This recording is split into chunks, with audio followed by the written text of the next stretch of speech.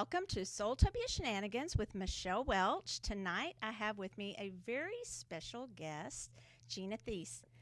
Gina is an author, a speaker, professional reader, mentor, you name it. In this business, I think she does it. She's a very, very busy woman, so I am very honored that she agreed to come on with us tonight. So I hope you guys are joining us because you're really going to enjoy this with Gina.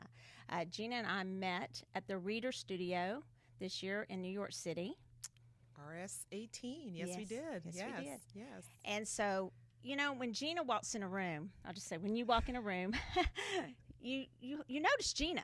You know, and so I noticed Gina right away at the Reader Studio in New York City, and it's large there. There are a lot of people there, and she's just a standout amongst the crowd in many ways, not just looks, but shucks. in a lot of ways, right? Yeah, and so we got to know each other there, and then saw each other again at the INATS, which is the International New Age Trade Show in Denver, which Roger and I attend pretty much every year just because we have the store. And Gina was there this year. And we'll talk about it in a little while, but she's coming out with a deck. So, and she has books and does all kinds of things. And actually she has more than one deck that she's collaborated with, but she's coming out with a deck in November that we're really excited. I've already pre-ordered, so we're going to talk about that in a few minutes. But tell us a little bit, Gina, about how you got into all this. Well, first of all, hello, everyone. And Michelle, thank you so much for inviting me and having me here. I really enjoy this. Let's see, the tarot journey. I am spinning a lot of tarot plates. How did I get into all of this? Well, my introduction to the whole metaphysical occult world, I'm originally from New Orleans. Not that that makes a difference because I went to Catholic school all my life. I've always been attracted and drawn to the mystical and, you know, the stars and constellations and astrology and something very, very attractive about all of that. I never knew anything about tarot, didn't see a tarot deck. My family never had anything related to tarot. However, they did talk about water readers and people that were practitioners. But never had that experience. I started my journey through the UFO connections. I got involved with MUFON. The abduction phenomenon was very, very interesting to me because of my own experiences. And so I showed up at a conference in New Orleans for UFOs, hosted by MUFON. And one of my friend at the time said, "Oh, you should get a reading." And I said, "I don't believe in that stuff." You know, she's like, "No, you really should." As a matter of fact, she used to think that I could go. She's like, "We could go in the French Quarter. We could dress you up." This was pre-Miss Cleo. You could just do this amazing Jamaican accent. And I'm like, "What are you talking about?" Right? And so I saw two readers at this particular conference, and one was a clairvoyant, and she didn't use any cards, and so I just sat there amazed at the things she was saying. And then the second reader I tried, she was using the tarot cards. She had a Rider-Waite deck, a very well-worn Rider-Waite deck, and I sat there. I don't know what she was saying, but the cards. I stared at the cards, and just it seemed to resonate. Something was happening. Right. Something was shifting. So with that, I started going to her, and she had a metaphysical bookstore in New Orleans. She actually had two, and it was my first time going into anything like that. So I started making appointments with her until finally one day she said, "I don't know why you're coming to me. You're very psychic, and as a matter of fact, you'll be doing this one day for people." Right. And I just thought, hey, let's just, you know. And the rest is history. So the rest is history. Yes. Yeah. So buying my first deck, I was shaking. Like, oh. And so it begins. You know, it's like this whole thing shatters, and here I am. That's a good thing to think about, though, because sometimes when people come in the store, it's a very big step for them when they are buying their first deck. Yes. You know? So, and to go back to that and to thank you for that and to remember that when people come in here, you know, it's a big step for a lot of people. It is a big step. it just goes to show you that tarot has something. There's something that we are drawn to. Usually, when I have students or I meet people that come to me, a lot of my clients, Right. I know that they're readers, or that there's the reading. Again, it's that full journey. They're coming to me because it's like they need something. They're being fed, and just as I didn't know I was a reader, but to have someone say that to me was just like, okay, there's something about this. Right. There's something, and I tell people all the time when I meet at conferences that they're there for a reason. And as I've gone to different tarot conferences over the years, including myself, I've seen people, they've done their book, they've done classes, they've started their career. So Right. it's an amazing journey, the whole thing. Right. And there's so many layers to tarot. I mean, it's like we did a class not too long ago, and it was beginners and just an introduction. And there's a girl in particular that is she's very talented. She reads at my store. And she would always just use, oracle cards, but really she's a medium. I mean, she and a clairvoyant and all that. But she took the class, which, first of all, I really appreciate anybody who's willing to grow and take other people's classes and grow and learn things. And she was like, I never knew. There's so much to it, and there's so many layers, and you can always learn more and always go deeper. And I was like, I believe that. Yes, I do believe that. I call it finding your niche too, as a the tarot's like one of many tools, and so it will help develop your gifts as you use it more. For instance, my introduction to working as a professional was I worked the Miss Cleo line, and then I worked for Psychic Web, which was a chat room reading service. And I just thought, hey, I'm a fantastic reader. I look at the cards, I tell the story, I let the cards lead me. And, suddenly I realized, hey, your dead so-and-so is standing right here. Yeah. Or things started happening in my body where I knew it was like, Right. this pain isn't mine, this is yours. And so the empathic gift came through, the mediumship came through, and all just started with me using the cards. So it's a great psychic development tool. One of the things that I'm curious what you have to say about it is sometimes I will hear this comment from people. I will hear, well, I don't have to use the cards. And sometimes, and I get that. Or, you use cards. You use cards. Well, first of all, I like the cards. Okay, so how do you feel about that when you hear that? Each Well- to his own, obviously, but when it's said in a derogatory manner. Well, to each its own. People don't understand cards, your mind, everything is a tool, and it's just a preference. And so when they say, oh, you need the cards, no, you don't need the cards. It's just the tool that you choose to use. Right. And so I wouldn't tell an artist, oh, you use pencil and you can't do oil. It's, Right. it's a similar thing. So I applaud people if they don't want to use cards. That's to each its own. The cards are my doorway. But So don't slam I may those not who I do. may not But end don't up slam those looking who at do. the cards, but I certainly it's a Yeah. ritual. And so it's each person, each practitioner has their ritual, has their thing. There are some people, they're not using a card, but they'll, if you look at Long Island Medium, she's sketching. It's about We have touching sketchers something. here. Yeah. So it's all about tools and Yeah. learning how to use them. So All right, so let's talk about your book first, and Okay. then we'll get into your decks, Okay. okay? all right. So probably, I don't know how many years ago. When did you write this book, Tarot Coupling? Tarot coupling was written. I started teaching this back when I worked on the psychic lines.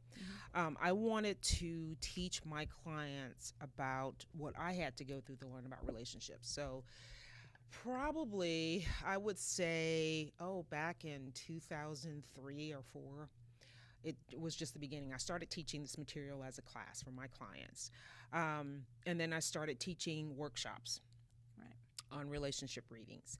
And so it took me probably around 2011, I started gathering the material and started putting it in book form.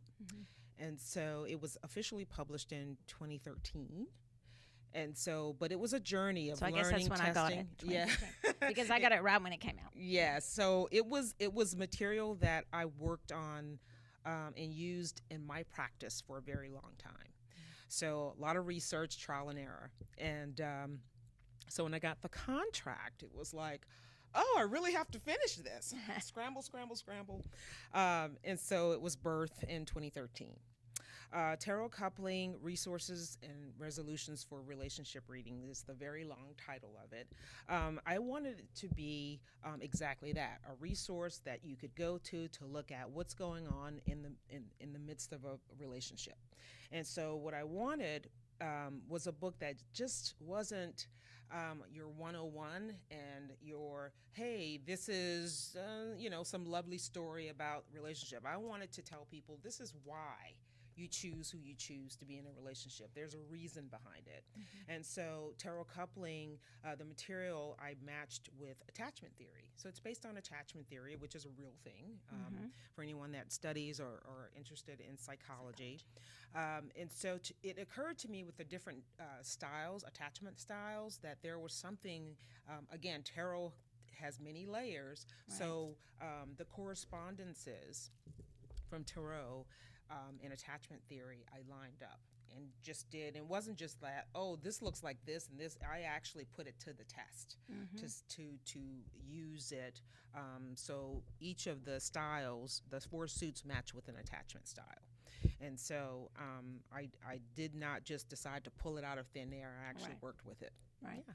Well, when I got this book, first of all, I love to read, so I love the cards, I love the crystals, but probably most of all is books, okay?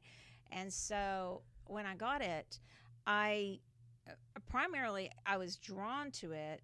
The publisher actually was talking to me when I was purchasing books for the store, but I always purchase like a book for the store and then a book Something for me. For you. Yeah, one for you or 2 for me. Right. No, but we don't always.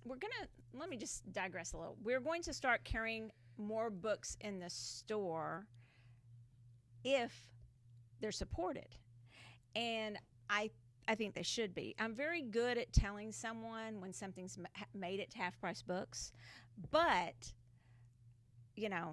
we're going to see how it goes. So this book will be available here, but we're also putting I know we put a link to pre-order your deck. You guys can come get this at SoulTopia, but you can get it on Amazon too, okay?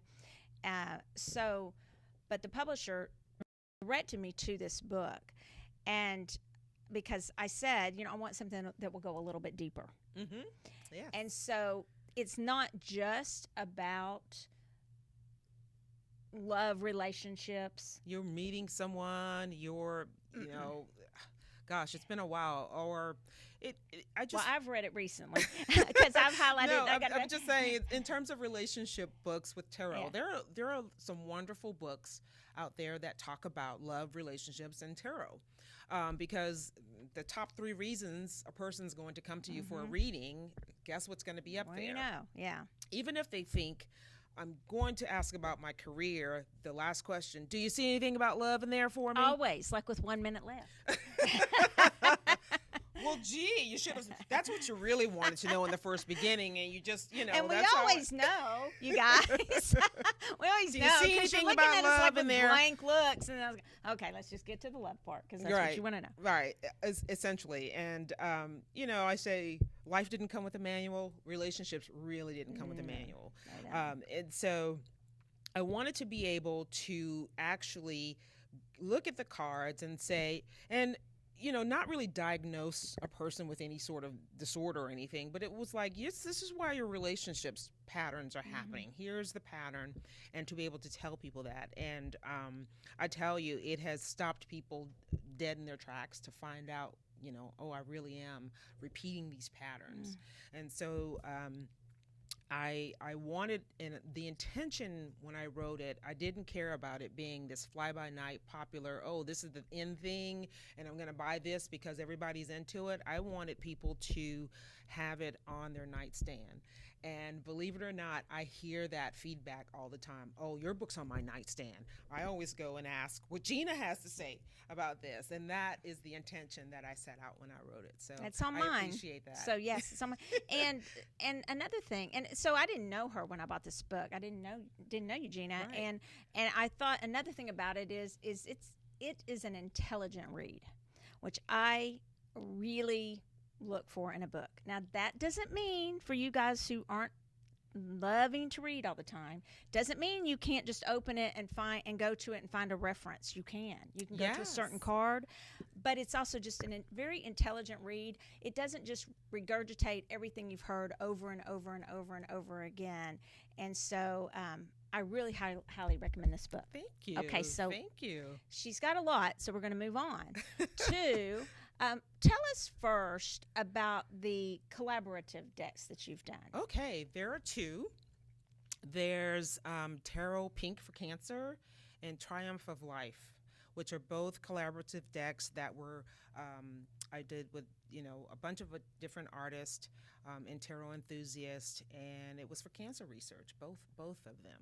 And so I felt very honored to be a Right. part of doing those decks. So in Tarot Pink for Cancer, I did the Emperor and the Three of Wands.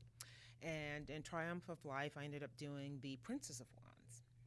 And so Wands being very important to me, and I dedicated that card to my grandmother's sister, my great aunt, who had just like when I was working on it, she passed. And my mother is a breast cancer survivor. So Mine it was too. very, very important to Yeah. do that. So I have a degree in fashion illustration. I was so gonna get to that. I am an artist. She is. You're going to see when you see these Tarot of the Morse cards that we're about to talk about, and these other cards. You're going to see that she is an artist, Right. True So, artist. Yeah, so I went to the Art Institute of Houston and thought I wanted to be originally a fashion designer. And so my art started looking a little bit too realistic for the fashion world. So I switched over to doing commercial art, desktop publishing, that sort of thing. And Tarot of the Moors. Again, tarot will take you down some interesting journeys. And so I wanted to do this deck. Every time I did some research around tarot, I came up with the Saracens or the Moors. So I wanted to figure out who these people are. And so I became fascinated with any sort of Oriental, Middle Eastern culture. Very fascinated with. And so I hadn't picked up a paintbrush since 1986. And I decided Wow. I just started painting this deck, and the theme I knew had to be the Moors. When did you start painting? Oh, About what so I started painting around 2012. Wow. And then tarot coupling comes along, so I had to put Tarot of the Moors on the back Mm-hmm. burner. But so I had about 8 paintings completed, and then I started looking for a publisher and talking about it, and felt like it was going to be timely. I know there was a lot of interest and call for diversity in tarot. Yes. Okay, I mean, and so like really seriously, it's and so and I'm not that type of person, but I just wanted to answer that call. I'd for say some that that's diversity a in time tarot. to be that type of person though, because there really wasn't, Right, from what I could tell. Not a lot. yeah, it's just it was a common voice of saying, oh, we need more diversity in tarot. Yeah. My clients are coming to me, and I've got to show them a deck, and it's, they don't look like the people that's on the card. So Yeah. where's the diversity? And there are some decks out there. There's an African American tarot. Wasn't very appealing to African Americans. Sorry, whoever published it. No. I think but it wasn't. It wasn't. As a matter of fact, I don't think I own it. I looked at it and was just not. I did the same. It did not resonate. And with I me. wouldn't know, but I didn't even think no offense, the quality wasn't Right. either. It wasn't telling a story that I resonated with. So, but there have been some really talented artists that have put some decks out. Yeah. But this was a timely, very needed deck. Every time I hear, or talk to someone about it, they're just so excited and can't wait to see it. And it was a cathartic journey for me to do this deck as well. And I was going through a lot. But then when I look at all the images, right, I go, oh my God, there's a story. And there's the story of the Moors, who I think got a really bad neglected rap, I would say, in terms of history. And so I wanted to tell their story and give voice to that in terms of tying it to some tarot history. So everything that I do has a scholarly approach. Even though I don't consider myself a formal tarot historian or scholar in any manner, but I like to follow threads. And so kind of wanted to honor a lot of the inventions, a lot of history, and just going back over to what they were able to accomplish. I wanted to do that. So See that. so the Moors, again, and people, that term, there was a struggle about using that term because it has had some negative connotations. Just recently, I think Princess Michael had a blackamoor pendant on, and she got some negative press around that. But that's what they were called, and the Moors meant darker skin, and so specifically Moors were the North African Berbers, and there were really anybody considered a convert to the religion of Islam. Right. That was in that area, and so became a term in Europe to refer, but not necessarily negatively. And so, or I don't take it that way as I read the history. Right. So, man, it is a really cool history, and I got all involved. I went to Spain because I wanted to I was like, I have to see this firsthand, first of all. So I went to Spain, I went to Granada, I went to Cordoba, and took some amazing, amazing pictures that inspired me. You can hardly find anything over there. Like, I was looking for marks of, and everywhere I go, I look for marks of where tarot could have come from, because I wanted to go outside of Italy. Because it's, the history of tarot stops there, and it's like, no, but there's a whole lot of other stuff going on that I think we need to look at, and that was just kind of my own journey. I will tell you something about her artistry, about her depictions, her cards. I was lucky enough to get to see on her phone, some of her process, and I think some of them were final that I saw. Yes, you got first. Yeah, first they look. are beautiful. Thank you. It's interesting, Gina, and I'm not flattering you when I say this, or not trying to. I have told many people that the images are so beautiful that you're going to want bigger prints or canvas of these, or oils, or whatever. They belong in museum and an art gallery. Actually, oh my goodness, they're that beautiful. Oh my and I'm goodness. not an art critic, but I've been to most. I know you see a lot. I know you see a lot, and not just cards, but a lot of paintings, and gone to a lot of museums, and I haven't studied art like that, but I have and it's just this rich. They're very rich and vibrant colors, but at the same time, they feel old. Yeah, what I like about it was an interesting thing to do that. And as I've done this, and I've gone and shown so many people, and I really think a lot of people have to thank several people for their feedback. The emotion that it emits, the emotion that it evokes in people, a lot of is, to me, I'm going, oh my God. I mean, I've had people cry. I've had people get chill bumps. I've had someone apologize for the history of the Moors, what happened to them. And so just not even realize what was going on. And I'm like, yes. And I did a lot of like calling in ancestors with this deck. Like, I really want to tell your story. Speak to me. The faces, I use composites. I did use some images because it's like, what do these people look like? Who were they? You can't really find anything. So, going into public domain archives and looking at stuff, and there's one that's even me.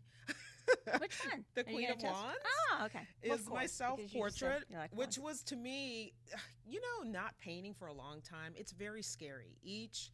Laying that brush on that board is very scary each and every step of the way. So some artists, I didn't know how to do anything by computer, because when I don't know how to use it. So to me, to get in there and really mix paints and everything, the whole process I love. And I did some really, really, I mean, to do it in the amount of time that I did was a feat in itself. Oh, yes. So if you have, for those of you who know me and haven't seen me, now you know why. Yeah, man. Yes. But I will also tell you that she wrote the book, and the book at this point is probably could just be sold by itself, from what I understand from you. If yes, all the research that was done, I did not. It's like I had to take some stuff out because it's like, okay, so here's this 600-page book with this tarot deck of 78 cards. So I did that. But you know, just to kind of hold back and talk about it, some of the things are just like, well, like for instance, I started getting into pre-Islamic divination. Yeah. So it's like, okay, we're gonna hold off on Maybe that. that's another That's a whole other book, and I do have a whole other book outlined for that. So you want to talk about some of the other things that I do? Yeah, I do, since we have like 5 minutes left. Oh, okay. But I was going to ask this really quickly. Uh-huh. When you mentioned that it was hard to find depictions, do you think they tried to eradicate those pictures, or it was just what was your feeling on that? You're talking about history that goes back to 711 AD. Yeah. So Well, then there you go. You do have some images that are available, but they're not. I mean, they're not going to be very, very. There are some, but so it's not probably a whole more lot. about the timing than it was that they weren't treated. Okay. Yeah. Yes. All righty. Yes. So we have some things coming up that I want to mention at SoulTopia, if you don't mind, that you're going to be involved in. Okay. Is that okay with you? Yes, that's fine. Cassie, do we have any questions for Gina or anything that? We do have two. Okay. That people have asked. And Cassie's not mic'd, so I'm just going to repeat what she says, if that's okay. Okay, there, they can hear me. Okay, so the first question is, I love how the book connects attachment theory with the cards. Is there a reason why you chose that theory, were drawn to that theory, or guided to that theory? Okay, can you repeat the question and answer it? Okay, so someone has said, and thank you for that question, they love how I have corresponded attachment theory with the card, and is there a reason specifically for me choosing attachment theory? Yes, there is. Attachment theory, when I went through my own process of looking at my own relationships, I started just combing through all kinds of theories and how therapists, what they use in terms of how they help people. And so there was one book specifically, Keeping the Love You Find, Harville Hendricks. I looked at his material, and then it just again, I'm always like, where does something come from? So I came across attachment theory, and I started looking more closely and studying and just reading about attachment theory. And it seemed to me that was the key. When you look at a lot of people like Dr. Drew, they'll always talk about, when people are talking about their relationships, they'll go, well, it has to do with attachment theory. So I was like, there has to be something to this in terms of relationships. So that's why I specifically chose attachment. And it's organized in a certain way. And so it was very, it seemed just like a perfect match to match the suits and the attachment styles. I hope that answers your question. I think it does. Yeah. And what other question, Cassie? The second question is, can the images and meanings on the tarot cards be considered a love language?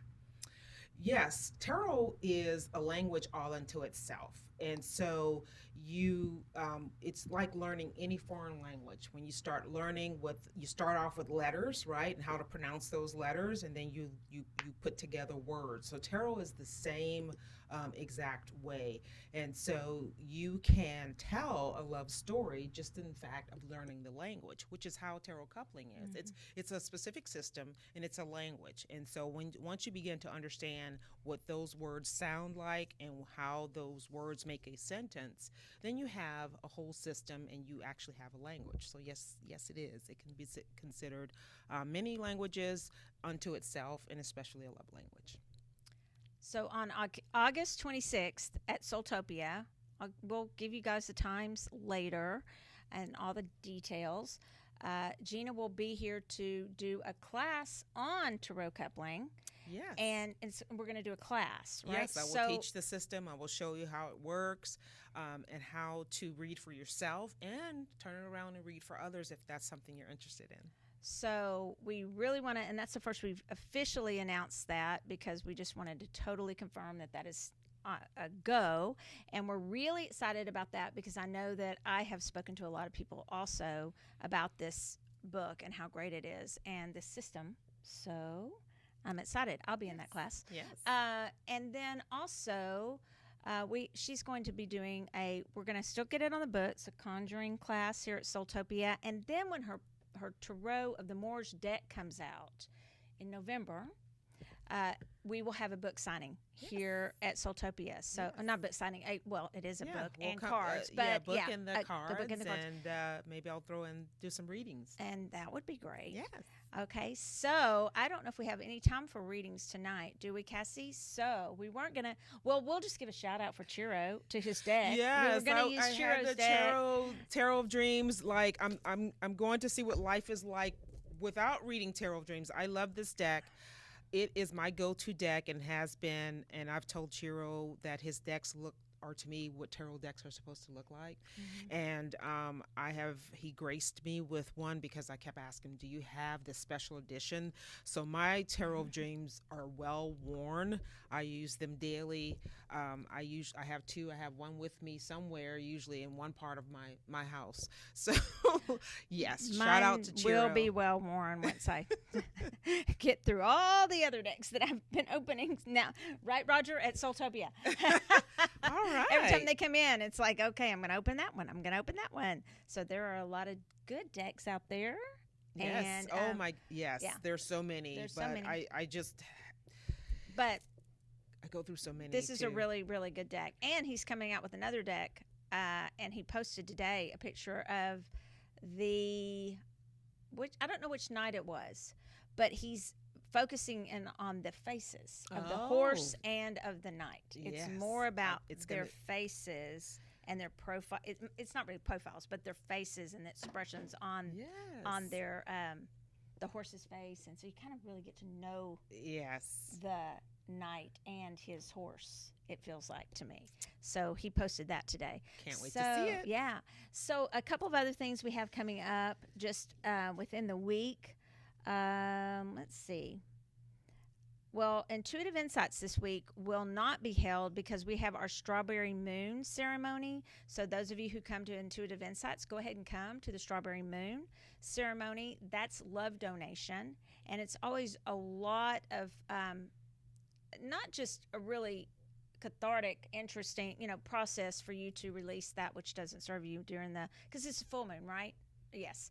And, but it's also just, especially lately, we've just been having like these beautiful herbs and flowers, and you walk in, is it not? It's like it's a garden in here. And then the fire that Roger makes, and it's just fabulous. And of course the moon, but we are inside. So we do a lot of intention with that. But that will be Thursday because that's the day it falls on instead of Intuitive Insights. And we also have First Sunday at SoulTopia on July the 1st. We will announce the readers for that soon. My birthday's on the 2nd, so I'm still hanging out trying to decide if I'll be here on the 1st. I'm hoping maybe not, but I'd love to see you guys here at SoulTopia. I'm not sure if I'll be here.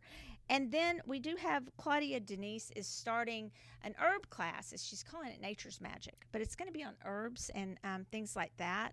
And she has done several of our moon ceremonies, so many of you know her.